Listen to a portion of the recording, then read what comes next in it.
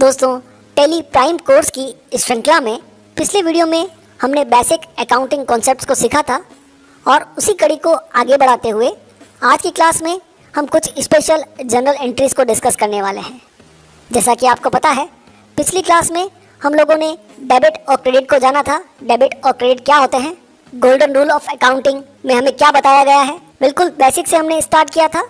और उसी क्लास में हमने कैपिटल और drawing, purchase, sales, fix assets और एक्सपेंसेस से संबंधित जनरल एंट्रीज को सीखा था, किस तरह से एंट्रीज को बनाया जाता है। और मैंने आपको यह भी बताया था कि जब आप इन एंट्रीज को सीख लेंगे तो ही आप टैली सॉफ्टवेयर में काम कर पाएंगे। और आज की क्लास में हम विशेष रूप से डिस्काउंट्स को समझेंगे। डिस्काउंट से संबंधित एंट्रीज को किस तरह से बुक्स में पास किया जाता है, free sample, charity, loss by fire, bad debts, live stock और एक्सपेंसेस ऑन असेट्स। साथ ही साथ हम डेप्रिसिएशन को भी आज की इस क्लास में डिस्कस करने वाले हैं। यदि आपने हमारा पहले वाला वीडियो अभी तक नहीं देखा है तो आप उसे ज़रूर देख लीजिएगा, क्योंकि जब आप उस वीडियो को देखेंगे तो ही आपको बेसिक फंडामेंटल क्लियर होंगे और उसके बाद आज की क्लास में हम जो पढ़ेंगे वो आपको अच्छी तरह से समझ में आएगा। पिछली क्लास का वीडियो लिंक मैंने इसी वीडियो के डिस्क्रिप्शन में दे दिया है। आगे बढ़ने से पहले हमेशा की तरह मेरा आपसे निवेदन है कि यदि अभी तक आपने हमारे इस चैनल को सब्सक्राइब नहीं किया है तो प्लीज़ अभी कर लीजिए। आइए शुरुआत करते हैं। सबसे पहले हम समझते हैं डिस्काउंट क्या होता है। यकीनन आपने ये शब्द पहले भी सुना होगा। डिस्काउंट का मतलब होता है छूट, बट्टा। जब भी हम कोई ट्रांजैक्शन करते हैं, जब भी आप कोई माल खरीदते हैं या आप माल बेचते हैं, तो आपको कभी न कभी उस माल की कीमत पर कोई छूट मिलती है और इसी छूट को हम डिस्काउंट कहते हैं। अब अकाउंट्स में दो प्रकार के डिस्काउंट्स होते हैं। पहला कैश डिस्काउंट, जिसे शॉर्ट में सीडी कहा जाता है और हिंदी में हम इसे नकद बट्टे के नाम से जानते हैं। दूसरा होता है ट्रेड डिस्काउंट, जिसे शॉर्ट में टीडी और हिंदी में व्यापारिक बट्टे के नाम से जाना जाता है। सबसे पहले हम इन दोनों को समझ लेते हैं कि दोनों में क्या अंतर है, उसके बाद इनकी जनरल एंट्रीज को सीखने का प्रयास करेंगे। पहला हमारा डिस्काउंट है कैश डिस्काउंट। दोस्तों, जैसा कि इसका नाम है कैश डिस्काउंट, नकद बट्टा। इस प्रकार का डिस्काउंट केवल हमें कैश ट्रांजैक्शंस पर, नकद सौदों पर ही उपलब्ध होता है। इस प्रकार के डिस्काउंट की हमें सेपरेट एंट्री करनी पड़ती है, अलग से इसे दिखाना होता है। और इसके दो प्रकार होते हैं। पहला डिस्काउंट पेड या डिस्काउंट अलाउड। जब आप अपने ग्राहकों को डिस्काउंट देते हैं तो उसे डिस्काउंट पेड या डिस्काउंट अलाउड कहा जाता है।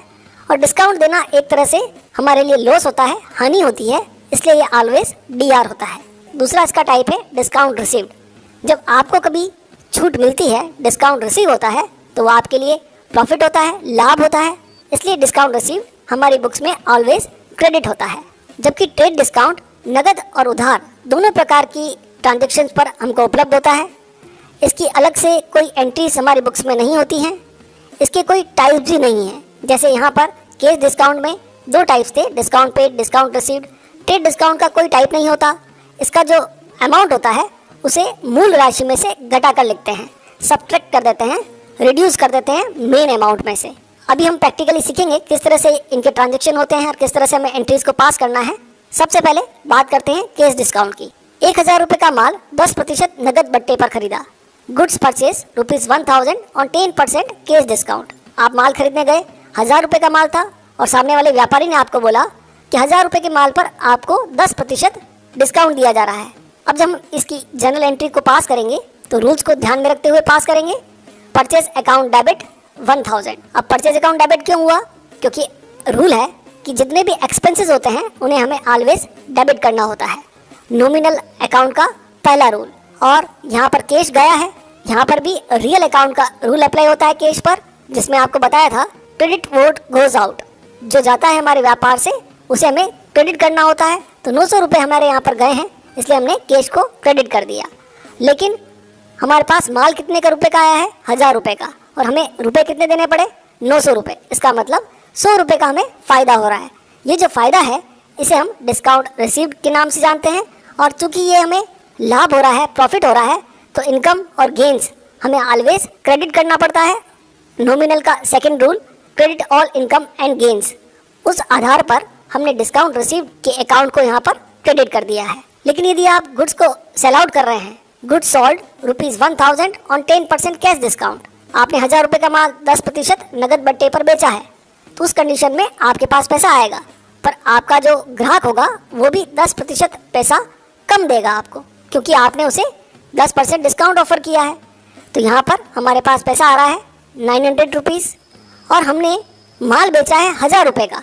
हमारे पास इस ट्रांजेक्शन में 1000 रुपये आने चाहिए थे, लेकिन हमें 900 रुपये ही रिसीव हुए हैं। इट मीन्स हमें 100 रुपये का नुकसान हुआ है। तो इस तरह से हमें सोचते हुए एंट्री को तैयार करना है। Cash account debit, debit what's comes in, discount allowed या discount paid account debit 100 rupees. ये जो डिस्काउंट अलाउड है ये हमें एक तरह का नुकसान हो रहा है, लॉस हो रहा है, और हमारा रूल है debit all expenses and losses. जितने भी खर्चे होते हैं, लॉस होता है, हानि होती है, उन्हें हमें डेबिट करना होता है। इसलिए यहाँ पर डिस्काउंट अलाउड अकाउंट को हम डेबिट करेंगे और सेल्स अकाउंट को क्रेडिट करते हुए वहाँ पर टोटल अमाउंट 1000 को यूज़ करेंगे। दोस्तों, जब भी आप कोई एंट्री बनाएं तो हमेशा ये विचार कीजिए कि यहाँ जितने भी हमने अकाउंट यूज़ किए हैं उन्हें डेबिट क्यों किया है, क्रेडिट क्यों किया है, किस रूल को यहाँ पर अप्लाई किया है। जितना आप रूल अप्लाई करेंगे उतने ही आपका नॉलेज शार्प होने लगेगा। सेल्स अकाउंट को हमने क्रेडिट किया है क्योंकि सेल्स हमें इनकम जनरेट करता है, रेवेन्यू जनरेट करता है, और जितनी भी इनकम होती है उसे हमें ऑलवेज क्रेडिट करना होता है। तो ये तो बात हुई कैश डिस्काउंट की। कैश डिस्काउंट उधार के सौदों पर नहीं मिलता, केवल नगद सौदों पर मिलता है। अब हम बात कर रहे हैं ट्रेड डिस्काउंट की। जैसा कि मैंने अभी आपको बताया था, ट्रेड डिस्काउंट नगद और उधार दोनों प्रकार के ट्रांजेक्शन्स पर उपलब्ध होता है। मान लीजिए 1000 रुपये का माल 10% व्यापारिक बट्टे पर आपने खरीदा है। इस ट्रांजेक्शन की एंट्री करते वक्त आपको ट्रेड डिस्काउंट को एंट्री में शो नहीं करना होता। ट्रेड डिस्काउंट का अमाउंट मेन अमाउंट से रिड्यूस कर दिया जाता है, सब्ट्रैक्ट कर दिया जाता है। तो यहाँ आप देखेंगे 1000 रुपये का माल था जिस पर हमें 10% ट्रेड डिस्काउंट रिसीव हुआ है, तो हमने 1000 में से 10% राशि डायरेक्टली रिड्यूस करते हुए एंट्री को पोस्ट किया है।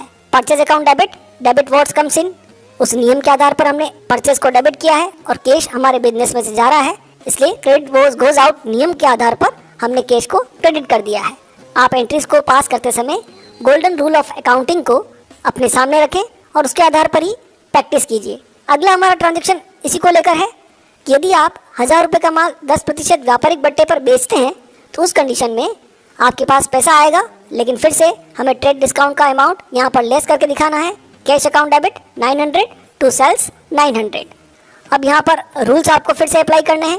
डेबिट व्हाट्स कम्स इन, तो कैश हमारे बिजनेस में आया है इसलिए हमने इसे डेबिट कर दिया है, और सेल्स करने पर हमें इनकम होती है, कमाई होती है, और सारी इनकम को ऑलवेज हमें क्रेडिट करना होता है। अब ट्रेड डिस्काउंट के साथ उधार की एंट्री भी होती है। तो 1000 रुपये का माल 10% व्यापारिक बट्टे पर मोहित से खरीदा, और मैंने आपको बताया था नाम आने पर उस एंट्री को हमें क्रेडिट की एंट्री, उधार की एंट्री मानना होता है। तो जस्ट आपको परचेज अकाउंट डेबिट टू मोहित लिखना है। यहाँ पर कैश ट्रांजेक्शन नहीं है इसलिए कैश हम यहाँ पर यूज़ नहीं कर सकते, और अमाउंट हमें ट्रेड डिस्काउंट को लेस करके ही लिखना होगा। अब परचेज अकाउंट को हमने डेबिट क्यों किया, क्योंकि डेबिट व्हाट्स कम्स इन, और मोहित को हमें यहाँ पे क्रेडिट करना है क्योंकि व्यापार में वस्तु देने वाले व्यक्ति के खाते को हमें क्रेडिट करना होता है, क्रेडिट द गिवर। इसी तरह से जब हम गुड्स को सेल आउट करते हैं, goods sold to Rohit ₹1000 on 10% TD, तो काफ़ी आसान एंट्री है। Rohit account debit to sales, debit the receiver, Rohit हमारे यहाँ रिसीवर है इसलिए पर्सनल अकाउंट का फर्स्ट रूल यहाँ पर अप्लाई हुआ। Rohit account debit 900 rupees to sales 900 रुपीज़। दोस्तों, मुझे लगता है अब आपको एंट्रीज समझ में आ रही होंगी और आप खुद भी इन एंट्रीज को कर पा रहे होंगे। तो ये दोनों प्रकार के डिस्काउंट्स हमने समझे। कैश डिस्काउंट के साथ हमें किस तरह से एंट्रीज को पास करना है, ट्रेड डिस्काउंट के साथ हमें किस तरह से एंट्रीज को पास करना है। अब अकाउंट्स में कुछ स्पेशल एंट्रीज होती हैं, जैसे फ्री सैंपल को लेकर एक एंट्री हमें पास करनी होती है। कई बार व्यापार में फ्री सैंपल के रूप में हमें माल बांटना पड़ता है।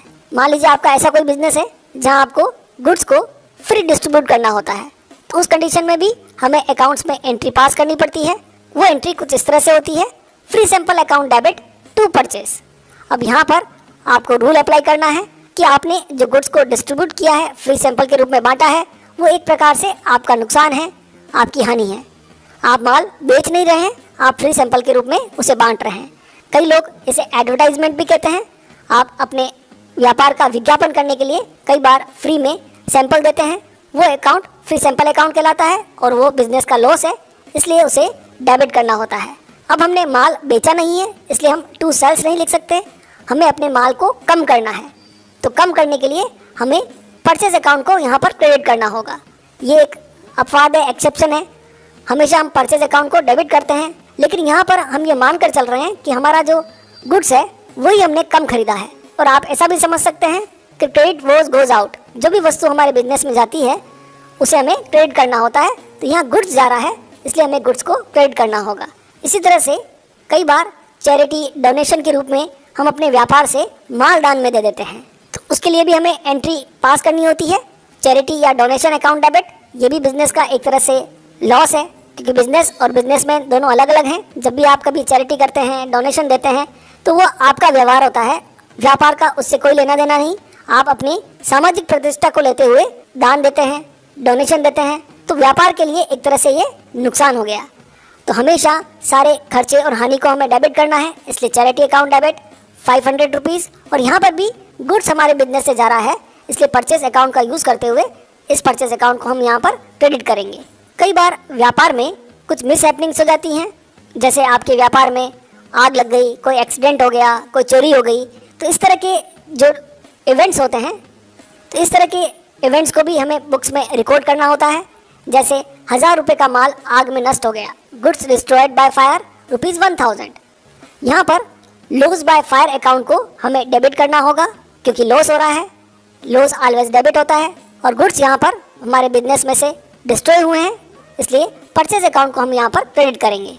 लेकिन व्यापारी कई बार बिजनेस में इंश्योरेंस करवा के रखता है, और जब उसे लॉस होता है और उसने उस गुड्स का इंश्योरेंस करवा रखा होता है, तो वो बीमा कंपनी के पास जाता है और आवेदन करता है, एप्लीकेशन देता है कि भाई मेरे नुकसान हो चुका है और मैंने इस गुड्स का इंश्योरेंस करवा रखा था, इसलिए इस लॉस की भरपाई आप कीजिए। तो इंश्योरेंस कंपनी उस क्लेम को एक्सेप्ट करती है और उसके बाद उसका भुगतान करती है। तो insurance company accepted the claim ₹1000। मान लीजिए जितने रुपए का माल जला उतने रुपए का ही दावा या क्लेम इंश्योरेंस कंपनी ने स्वीकार किया। तो यहाँ जब हम एंट्री पास करते हैं, तो आप एंट्री देखिएगा, इंश्योरेंस कंपनी को हमने यहाँ पर डेबिट किया है। दोस्तों, इंश्योरेंस कंपनी यहाँ पर रिसीवर है। आप यहाँ पर इंश्योरेंस कंपनी की जगह पर इंश्योरेंस क्लेम अकाउंट को भी डेबिट कर सकते हैं। तो जो भी रिसीवर होता है उसे हम ऑलवेज डेबिट करते हैं। और रिसीवर किस तरह से है, आपकी जो एप्लीकेशन आपने लगाई थी उस एप्लीकेशन को रिसीव करने वाला कौन था, इंश्योरेंस कंपनी। और रूल क्या कहता है, डेबिट द रिसीवर। इसलिए इंश्योरेंस कंपनी अकाउंट को हम यहाँ पर डेबिट करेंगे 1000 से। और हमारी बुक्स में हमने जो लॉस बुक किया था, हमने पहले वाली एंट्री में लॉस बाय फायर अकाउंट को डेबिट किया था, तो यहाँ पर लॉस बाय फायर अकाउंट को हम क्रेडिट करेंगे, क्योंकि पहले वाली एंट्री में हमें नुकसान हुआ था, लॉस हुआ था, और इस वाली एंट्री में उस नुकसान की भरपाई इंश्योरेंस कंपनी करने वाली है। इसलिए अब हमारी बुक्स में किसी प्रकार का कोई लॉस नहीं होगा। उस लॉस को कम करने के लिए एक बार हमने लॉस बाय फायर अकाउंट को एक एंट्री में डेबिट किया, और अगली एंट्री में जब हम लॉस बाय फायर अकाउंट को क्रेडिट करेंगे तो उसका प्रभाव नील हो जाएगा। हमारी बुक्स में इस अकाउंट में बैलेंस 0 हो जाएगा। यदि कुछ समय बाद इंश्योरेंस कंपनी हमें पैसा देती है, तो उस कंडीशन में हम कैश या बैंक अकाउंट को डेबिट करेंगे और इंश्योरेंस कंपनी को क्रेडिट कर देंगे। इसी तरह से यदि आप किसी लाइव स्टॉक का अपने बिजनेस में यूज़ करते हैं, मान लीजिए आपने व्यापार के लिए घोड़ा खरीदा, तो हम यहाँ पर हॉर्स अकाउंट को डेबिट नहीं कर सकते।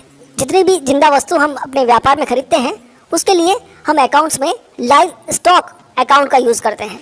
Live stock account debit to cash. दोस्तों, जब हम लाइव स्टॉक की जगह हॉर्स लिखेंगे, या कभी आपने कोई भैंस खरीदी है तो बफेलो लिखेंगे, कुत्ता खरीदा है तो आप डॉग लिखेंगे, तो इस तरह से लिखने पर एंट्री तो पास हो जाएगी, लेकिन कोई आपकी एंट्री को पढ़ेगा तो बड़ा अजीब सा लगेगा। इसलिए हमें लाइव स्टॉक का यूज़ करना चाहिए। दोस्तों, वैसे तो हम व्यापार आशावादी बनकर करते हैं, लेकिन कभी कभी ऐसी परिस्थितियाँ हो जाती हैं जब हमारा पैसा डूब जाता है। तो न चाहते हुए भी जब हमारा पैसा डूब जाता है तो उसे हम बैड डेट्स या डूबत ऋण के नाम से जानते हैं। जैसे रवि को 10,000 रुपये का माल बेचा, गुड सोल्ड टू रवि ₹10,000। तो इसकी हम सिंपल सी एंट्री करेंगे, Ravi account debit to sales.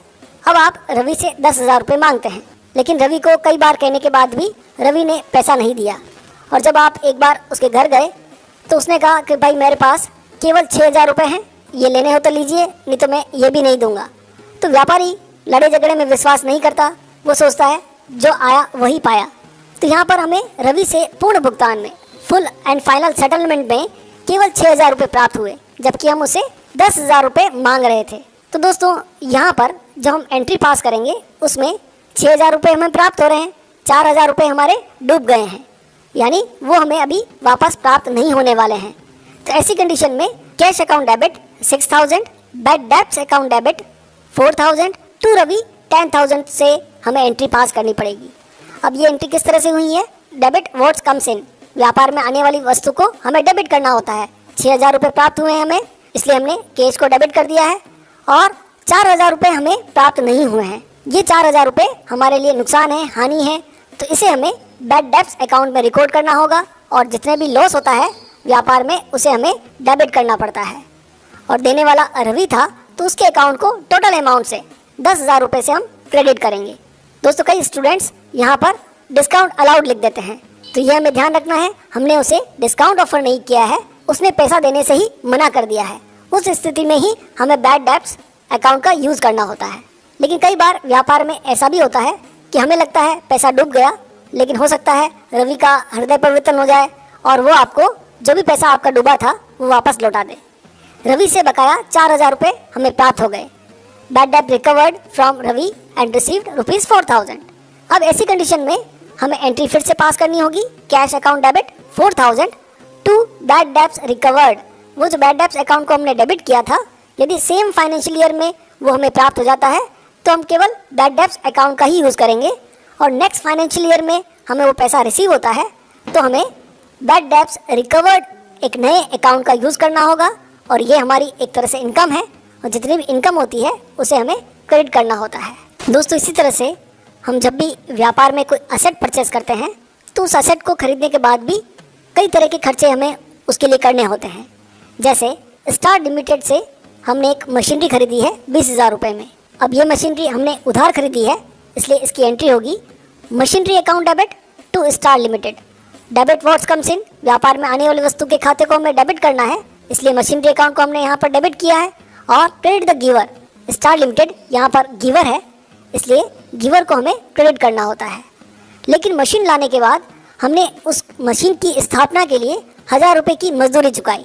Paid wages for installation of machinery ₹1,000।